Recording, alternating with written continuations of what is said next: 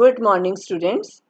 Last lecture में हमने start किया है chapter 4th, that is linear differential equations with constant coefficients. और एक तरह के स्पेशल जो लीनियर डिफरेंशियल इक्वेशंस है वो हमने स्टडी की थी, जिसमें राइट हैंड साइड क्या होती है, इक्वल टू 0।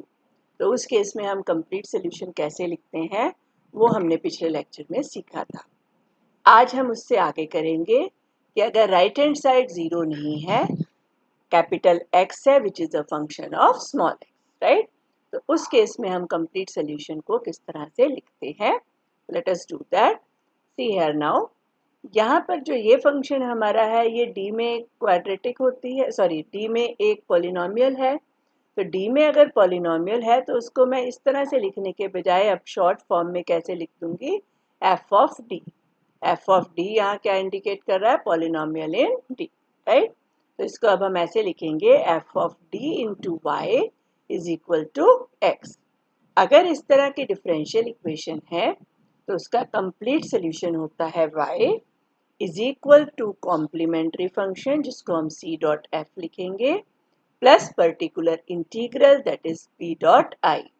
तो अब कंप्लीट सोल्यूशन दो चीजों से बनेगा, one is complementary function and other is particular integral.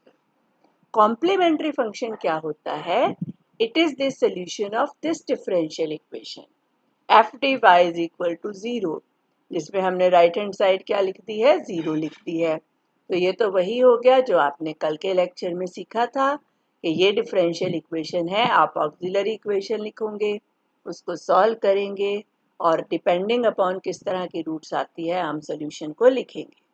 लेकिन अब जो वो सोल्यूशन हम लिखेंगे वो कंप्लीट सोल्यूशन नहीं होगा, उसका अब क्या नाम होगा, कॉम्प्लीमेंट्री फंक्शन। तो क्या ध्यान रखना है अब हमने कि जब आपकी right hand side non zero है तो सोल्यूशन के दो पार्ट्स हैं, one is complementary function, other is particular integral.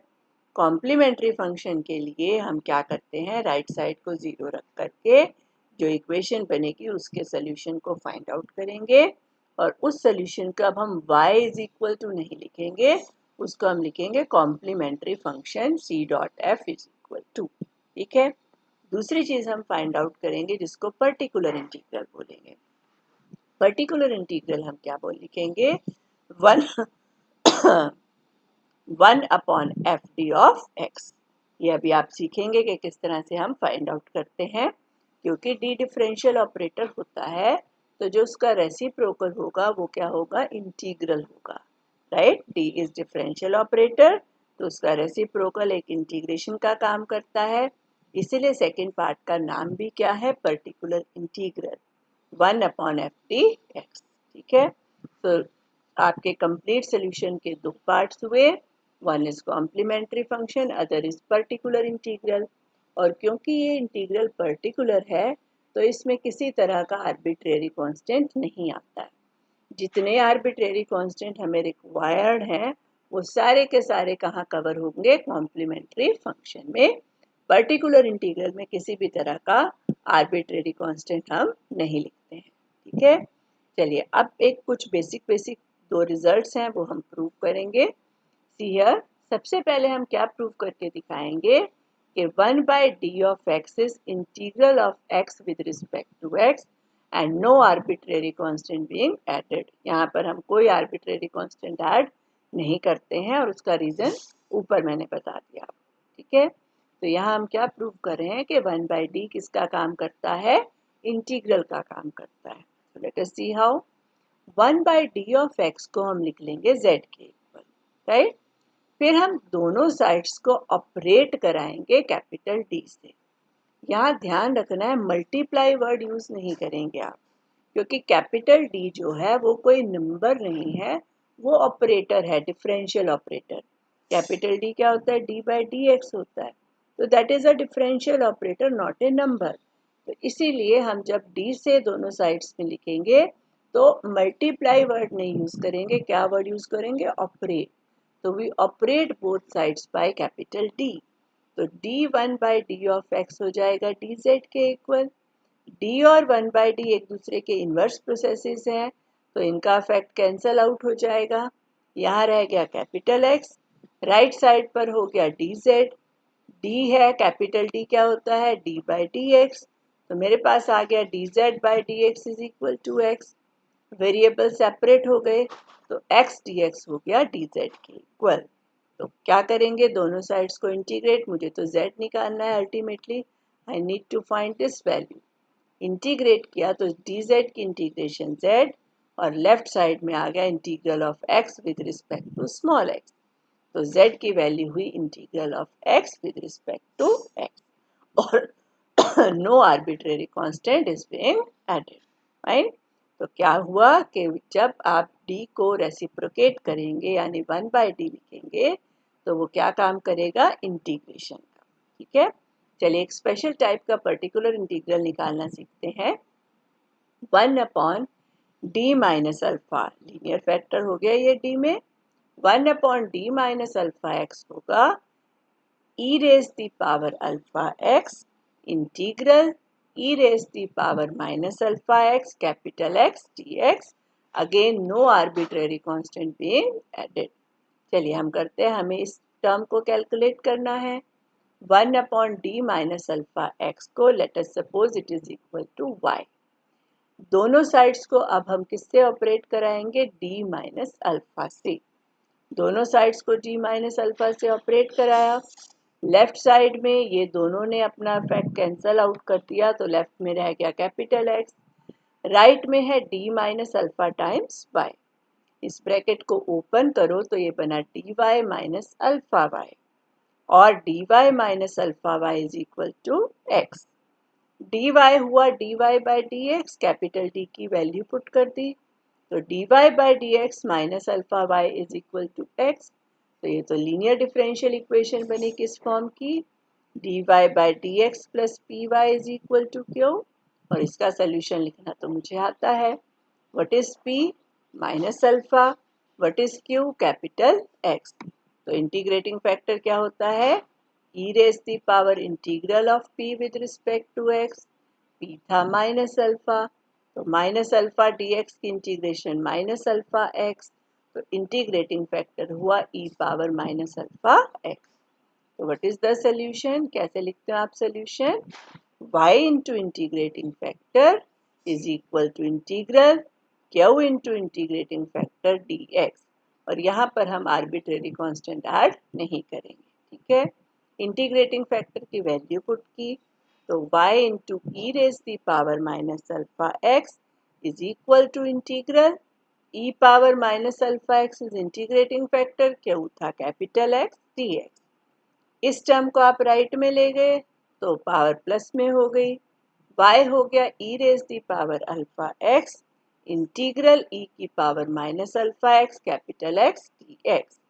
तो y क्या था, 1/d माइनस अल्फा x, तो 1/d माइनस अल्फा x की वैल्यू हुई e की power alpha x integral e की power minus alpha x capital X dx, और यही हमें प्रूव करना था। इस रिजल्ट को आप याद कर लीजिएगा, कई जगह हम इसे यूज करेंगे कि 1/d minus alpha x alpha into capital X, it is e power alpha x integral of e power minus alpha x capital X dx। अब इसी फैक्ट के ऊपर बेस्ड एक रिजल्ट प्रूव करते हैं, let us do that. Here ये value prove करनी है, ये ऑलरेडी हमने कर दिया। फिर हमें क्या प्रूव करना है, 1/d minus alpha whole square e power alpha x की वैल्यू आएगी x square by 2 e power alpha x। तो ऑब्जर्व करो कि यहाँ कैपिटल X की जगह क्या है, e पावर अल्फा x है। तो यहाँ पर हम क्या करेंगे, इस इंटीग्रल का यूज करेंगे, कैपिटल X को पुट कर देंगे e पावर अल्फा x, और इस ऑपरेटर को मुझे दो बार यूज करना है क्योंकि d minus alpha whole square है, पहले एक बार करते हैं, ठीक है। तो x को क्या पुट कर दो इस रिलेशन में, e की पावर अल्फा x, तो देखो क्या बनेगा, 1/d minus alpha e power alpha x is equal to e power alpha x, integral होता है e power minus alpha x, capital X की जगह आ गया e power alpha x dx, ये दोनों कैंसिल होकर 1 रह गया, 1 की इंटीग्रेशन हो गई x, तो अगर एक ही बार ये ऑपरेटर मैं e पावर अल्फा x पर यूज करूं तो क्या वैल्यू आएगी x e power alpha x। ठीक है, फिर दोबारा से यही ऑपरेटर यूज करते हैं, लेकिन अब किस फंक्शन पे, इसके ऊपर अप्लाई करना है। तो you have 1 upon D minus alpha of 1 upon D minus alpha e power alpha x, right side में बन गया 1 upon D minus alpha e power alpha x into x. तो अब राइट साइड पर फिर से वही रूल लगाओ। अब कैपिटल एक्स किसके इक्वल हो गया, e power alpha x into x की। तो you have e power alpha x integral of e power minus alpha x, capital x क्या है, e power alpha x into x d x. ये दोनों cancel out, अब रह गया x, x की क्या integration, x square by two, x square by two e power alpha x किसकी वैल्यू आ गई, 1 upon D minus alpha whole square e power alpha x की। और इसी को अगर हम आगे बढ़ाते जाएं तो 1 अपॉन डी माइनस अल्फा की power n e power alpha x की वैल्यू आती है x की power n upon n factorial e power alpha x. इसी रिजल्ट को जर्नलाइज करके भी गेट द वैल्यू। ठीक है, चले मेन जो आपको याद रखना, ये तो क्वेश्चन है, क्वेश्चन की तरह कर सकते हो, मेन आपको इस रिजल्ट को याद रखना है। अगर आपके पास लीनियर फैक्टर है डी में 1 upon D minus alpha x, तो उसको हम किस तरह से इवेल्युएट करते हैं। ठीक है, चलिए अब जो इससे आगे हम स्टार्ट करेंगे वो अब है जो हमने इस चैप्टर में केसेस पढ़ने हैं कि आपके पास कैपिटल एक्स की कुछ स्पेसिफिक फॉर्म्स होती है, तभी हम सॉल्यूशन को फाइंड आउट कर सकते हैं। उसमें सबसे पहली फॉर्म होती है कि कैपिटल एक्स क्या हो, एक एक्सपोनेंशियल फंक्शन। ठीक है, फिर अगले कल के लेक्चर में उस या उससे आगे के लेक्चर्स में हम पढ़ेंगे capital x can be a function of sine and cos, capital x can be polynomial in x, capital x can be multiplication of two type of function. ठीक है, ये सब हम अगली एक्सरसाइजेस में करेंगे। आज हम क्या सीखेंगे, अगर कैपिटल एक्स क्या हो, एक्सपोनेंशियल फंक्शन, यानी मेरी डिफरेंशियल इक्वेशन की फॉर्म होगी f D y is equal to e raise the power a x. तो उस केस में हम पर्टिकुलर इंटीग्रल कैसे लिखेंगे, पर्टिकुलर इंटीग्रल क्या होगा, 1 upon F D e power a x. क्या करना है, आपने d को a पुट कर देना, simply replace d by a। अभी हम इन रिजल्ट्स के प्रूफ नहीं करा रहे हैं, जब सिलेबस कंप्लीट हो जाएगा तो जो स्टूडेंट्स करना चाहेंगे वो मुझे बता देना, उन्हें मैं ये सारे प्रूफ्स करा दूँगी। ठीक है, तो हम क्या करते हैं, d को a पुट कर देंगे, d को a पुट करेंगे। अगर f ऑफ a ज़ीरो नहीं है, नॉन ज़ीरो है, तो उस केस में पर्टिकुलर इंटीग्रल डायरेक्टली क्या बन जाएगा, 1 upon f of a e raise the power a x. ठीक है, दूसरा होगा केस ऑफ फेलियर। अगर एफ ऑफ ए क्या हो गया, ज़ीरो हो गया। केस ऑफ फेलियर कब होता है, आपने डी को ए पुट किया और ये वैल्यू क्या बन गई, ज़ीरो, तो we get a case of failure. Case of failure के केस में क्या करना है, आगे आपने एक एक्स लिखना है, 1 अपॉन, सिर्फ डेनोमिनेटर का डेरिवेटिव लिखोगे, u by v rule type नहीं लगाना, या 1 अपॉन एफ डी का डेरिवेटिव नहीं लिखना है। आपने जो डेनोमिनेटर में एफ डी लिखा है उसका डेरिवेटिव लेना है विद रिस्पेक्ट टू डी, फिर डी को ए पुट करके देखो, e raise the power a x. अगर ये वाली टर्म नॉन जीरो है तब ये केस लगेगा। अगर मान लो आपने डेरिवेटिव लिया एफ डैश डी हुआ, एफ डैश डी में आपने जब डी को ए पुट किया वो फिर से ज़ीरो आ गया, तो वो फिर दोबारा केस ऑफ फेलियर बच जाएगा। तो एक एक्स आगे और आ जाएगा, यानी एक्स स्क्वायर हो जाएगा। फिर से डिफ्रेंशिएट करोगे, डी को ए पुट करके देखोगे। तो इस प्रोसेस को आपने कब तक कंटिन्यू करना है, जब तक डेनोमिनेटर नॉन ज़ीरो ना आ जाए डी को ए पुट करने के बाद। ठीक है, तो क्या करना है, डी को ए पुट करो। अगर पहले स्टेप में नॉन ज़ीरो आ गया, that is the particular integral 1 upon F A E power a x. अगर केस ऑफ फेलियर है तो आगे एक्स लिखोगे, डेनोमिनेटर का डेरिवेटिव, और फिर डी को ए पुट करके देखेंगे, and this is how you will write particular integral. बहुत ही सिंपल होता है। Let us start with the exercise 4.2 first question. हमारे पास डिफरेंशियल इक्वेशन है 4 d two y by d x square plus 4dy by dx minus 3y is equal to e raised the power 2x। तो सबसे पहले symbolic form वैसे ही करना है बिल्कुल क्वेश्चन को, 4d square plus 4d minus 3y equal to e power 2x। अब मैंने आपको बताया आज कि कॉम्प्लीमेंट्री फंक्शन और पर्टिकुलर इंटीग्रल दोनों निकालेंगे और दोनों का जो सम है that is the complete solution. और कॉम्प्लीमेंट्री फंक्शन होता है solution of the equation when right side is 0। तो उसके लिए हम क्या करते थे, हम ऑक्सिलरी इक्वेशन लिखकर उसको 0 रखते थे। ऑक्सिलरी इक्वेशन क्या है, 4d square plus 4d minus 3 0। तो यहाँ से d की क्या वैल्यूज आएंगी, -4 plus minus under root 4 square 16 minus 4ab की टर्म देखो क्या बनी, minus minus plus 4 into 4 16 into 3 हुआ 48, नीचे 2a हो गया 8, 16 plus 48 is 64, square root is 8। तो -4 प्लस 8 हुआ 4, 4 by 8 यानी 1 by 2, -4 माइनस 8 हुआ -12 अपॉन 8 हो गया -3 by 2। रियल और डिस्टिंक्ट रूट्स मिल गई 1 by 2 और -3 by 2। तो कॉम्प्लीमेंट्री फंक्शन, अब ध्यान रखना है आपने इसको y नहीं लिखना है, क्या लिखना है, CF यानी कॉम्प्लीमेंट्री फंक्शन। क्या बनेगा, C1 e की power x by 2 plus C2 e की पावर माइनस 3x बाय 2। ये तो आपको पता ही है रियल और डिस्टिंक्ट रूट्स के केस में। अब हम फाइंड आउट कर देंगे पर्टिकुलर इंटीग्रल। पर्टिकुलर इंटीग्रल था 1 अपॉन एफ डी मेरा क्या है, 4d square plus 4d minus 3 e power 2x। तो रूल कहता है d को क्या पुट करके देखो 2। Let us put d is equal to 2. 2 square is 4. 4 into 4 is 16. Plus 4 into 2 is 8. Minus 3. तो 16 plus 8 हुआ 24. Minus 3 है 21. जो 0 नहीं है तो ये मुझे मिल गया particular integral 1 upon 21 e power 2x। तो सेकेंड और थर्ड से कंप्लीट सोल्यूशन क्या हुआ, y इज इक्वल टू, ये जरूर लिखना है in the end complete solution, कई बार बच्चे भूल जाते हैं, CF और PI लिखा बस हो गया, कंप्लीट सोल्यूशन जरूर लिखना है आपने। क्या बनेगा, y is equal to CF plus PI। तो y हुआ CF है C1 e power x by 2 plus C2 e power minus 3x by 2 plus 1 upon 21 e power 2। This is the answer. ठीक है, चलिए नेक्स्ट करते हैं फोर्थ क्वेश्चन।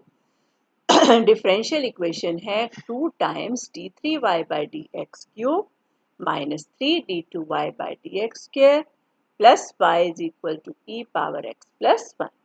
तो सबसे पहले सिंबॉलिक फॉर्म क्या बनी, 2d cube minus 3d square plus 1, बाहर आ गया y equal to e power x plus 1। Auxiliary equation हो गई 2d cube minus 3d square plus 1 is equal to 0। एक रूट बाय इंस्पेक्शन लिखेंगे क्योंकि क्यूबिक है। क्या है वो root by inspection, 1। You can see d equal to 1 इसको सेटिस्फाई कर रहा है। सिंथेटिक डिवीजन का यूज करो, d क्यूब का कॉफिशिएंट 2, d स्क्वायर का माइनस 3, d की कोई टर्म नहीं, कॉफिशिएंट इज 0, कांस्टेंट इज 1। 1 से डिवाइड करना है, 2 एज इट इज नीचे आ गया, 2 into 1 is 2, minus 3 plus 2 is minus 1, 1 into minus 1 is minus 1, 0 plus minus 1 minus 1, 1 into minus 1 is minus 1 and 1 minus 1 is 0। तो मेरी reduced equation हुई 2d square minus d minus 1 0। इसको जब आप सॉल्व करेंगे तो d की वैल्यूज मिली 1 और माइनस 1 बाई 2। तो d की क्या वैल्यूज हुई, एक 1 पहले भी आई थी, 1 1 माइनस 1 बाई 2। तो यहाँ क्या हो गया, एक रूट रिपीट कर गई, तो क्या बनेगा कॉम्प्लीमेंट्री फंक्शन, जो रूट रिपीट कर रही है ट्वाइस उसके लिए C1 प्लस C2x, साथ में आ गया e की पावर x प्लस आ गया C3 e की पावर माइनस x बाय 2। ये हो गया कॉम्प्लीमेंट्री फंक्शन। अब particular integral, let's write 1 upon 2d cube minus 3d square plus 1 e power x plus 1। अब इसको समझो, यहाँ पर ये दो टर्म्स हैं, तो हम इसको दो पर्टिकुलर इंटीग्रल्स का सम लिखेंगे। सेपरेट कर दो टर्म्स को। 1/2d³ minus 3d² plus 1 e power x plus 1/2d³ minus 3d² plus 1 into 1। ठीक है, इस 1 को हम क्या लिख सकते हैं, e की power 0x। e power 0x 1 हुआ, तो इसको क्या लिख लिया, e पावर 0x। इसका मतलब d को क्या पुट करना है, 0। यहाँ पर जब आप d को 0 पुट करोगे 1 आ गया, तो ये जो हमारा इंटीग्रल ये तो हो गया calculate. 1/1 into e power 0x, right. इधर आओ, अब यहाँ पर जब आप d को 1 पुट करेंगे, हमें पता ही है d इक्वल टू 1 इस इक्वेशन की रूट थी जो कि 2 बार रिपीट हुई है। तो अगर मैं d को 1 पुट करूँ, ऑब्वियसली 0 ही आएगा। 2 + 1 3, 3 - 3 is 0। तो इसको हम ऐसे लिखते हैं 1/0 e पावर x, और इसके नीचे आप लिखोगे case of failure. Case of failure क्या कहता है, x को आगे लिखो, डेनोमिनेटर का डेरिवेटिव क्या बना देखो, 6d² माइनस 6d। 1 का डेरिवेटिव 0 e पावर x। ठीक है, दूसरी टर्म तो कैलकुलेट हो ही गई थी, 1/1 e पावर 0x, और it is e power 0x, और e पावर 0x को हम वापस क्या लिख सकते हैं, 1। ठीक है, इसको देखो, x आगे लिख दिया, नीचे डेरिवेटिव आ गया था 6d² minus 6d e power x। फिर से अगर मैं d को 1 पुट करूंगी, फिर से 0 बना, तो it is x 1/0 e power x। Again it is a case of failure. Case of failure कहता है x आगे लिखो, तो आगे हो जाएगा x इंटू x²। यहाँ आएगा 12d माइनस 6, तो I have x² 1/12d minus 6 e power x, और सेकेंड टर्म 1 बन गई। अब t को जब हमने 1 पुट किया, तो अब ये नॉन जीरो आ गया, 12 - 6 is 6।